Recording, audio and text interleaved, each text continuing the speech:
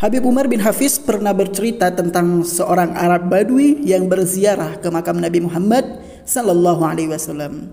Kemudian dia berdoa, "Ya Allah, ampunilah hambamu ini ya Allah. Jika Engkau mengampuni saya ya Allah, saya selamat." Nabi Muhammad sallallahu alaihi wasallam senang. Sebagai kekasihmu ya Allah, Nabi Muhammad senang. Saya hambamu selamat. Kekasihmu senang karena bagaimanapun saya adalah umatnya dan beban pikirannya adalah dosa-dosa saya ya Allah. Jika Engkau mengampuni dosa saya selamat. Nabi Muhammad senang. Setan kesel ya Allah. Setan marah. Jika Engkau tidak mengampuni aku ya Allah, aku celaka. Nabi Muhammad sedih. Setan marah. Jika Engkau tidak mengampuni aku ya Allah, setan berbahagia. Ya Allah, rasanya tidak mungkin Engkau sebagai yang maha dermawan bikin celaka saya, bikin sedih hati Nabi Muhammad, bikin girang setan ya Allah, bikin senang setan.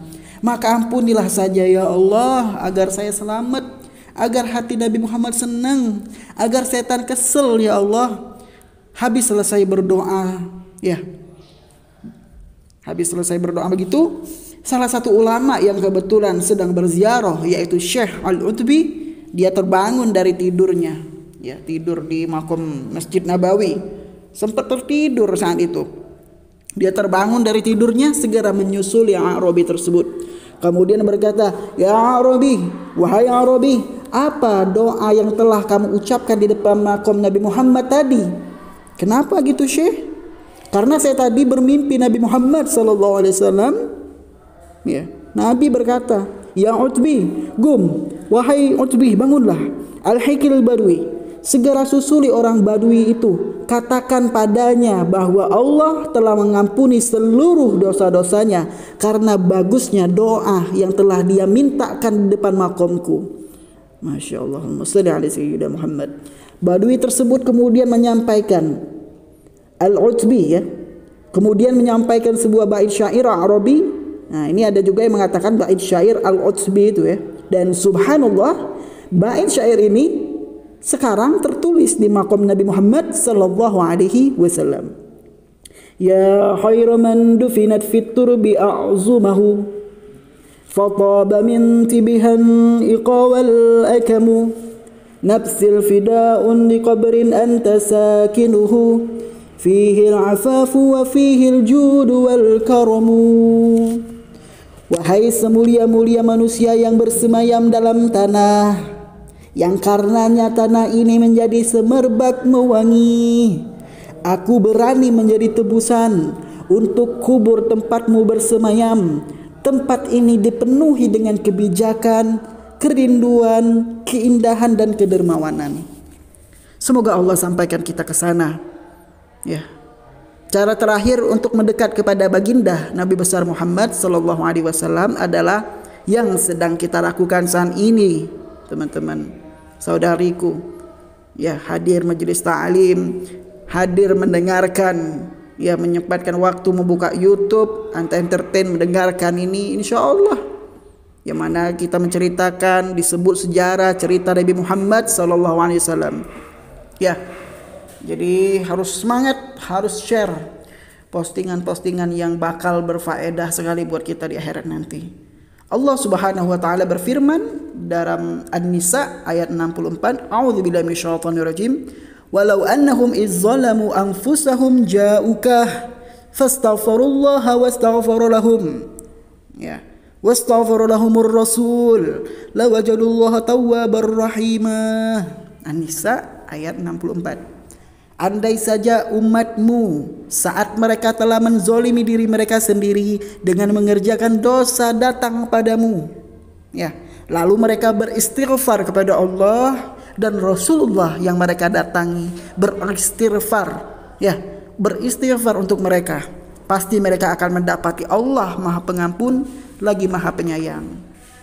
Semasa hidup beliau, datang kepada Nabi Muhammad diartikan datang secara bermuwajahah, secara tatap muka, face to face. Ya, akan tetapi sesudah kewafatannya datang kepada beliau bisa berarti yang tadi saya sebutkan, yaitu berziarah ke makam Nabi Muhammad SAW, atau sekurangnya seperti yang kita lakukan saat ini, hadir majelis taklim atau minimal yang berhalangan mendengarkan tausiah ini ataupun pembahasan sirah nabawi ini. Ya, jadi berkumpul kita ini, hadir kita mendengarkan, bahkan melalui audio juga untuk membaca sholawat bareng, mencari ilmu. Kita harapkan baginda kita Nabi Muhammad SAW akan menjawab salam kita, ya, memberikan kita syafaat. Kata Allah di ayat yang tadi, andai saja umatmu yang telah berbuat banyak dosa. Adakah di antara kita di sini yang dosanya sedikit? Siapa di antara kita, ya, di sini yang mendengarkan ini yang berani berkata bahwa saya yang paling sedikit dosanya? Ya, adakah di antara kita yang mendengarkan ataupun yang hadir, ya, atau justru kita semua merasa bahwa dosa kita lah yang paling banyak dari semua yang mendengarkan ini? Ya, saudariku, saudaraku, sahabat muslimin, muslimah yang saya muliakan, jika kamu merasa seperti itu, ketahuilah Allah Subhanahu wa taala telah memberi solusi padamu. Andai umatmu para pendosa datang kepadamu wahai Nabi Muhammad, memohon ampun kepada Allah dan engkau memohonkan ampun untuk mereka, maka pasti mereka akan mendapati Allah mengampuni dosa-dosa mereka dan menyayangi mereka. Maka semoga saja kita hadir di majelis, ya, kita hadir di majelis, kita mendengarkan, ya, mudah-mudahan Allah membawa dosa-dosa kita, ya, kita ini bawa dosa nih, mudah-mudahan Allah keluarkan dosa itu keluar semuanya, jadi ringan, jadi kosong, ya, mudah-mudahan jadi kosong, kita tinggalin dosanya, ya, keluar dari ini, dari setelah mendengar ini, dosa-dosa kita insya Allah diringankan, beban dosa-dosa kita bahkan sudah kosong, catatan dosa-dosa kita insya Allah, untuk kemudian kita menjadikannya tetap kosong sampai hari ini, ya, sampai hari kita menghadap Allah Subhanahu wa taala, sampai datang ajal menjemput kita dalam keadaan bersih, hingga kita layak untuk berjumpa dengan manusia paling bersih, baginda Nabi besar Muhammad sallallahu alaihi wasallam.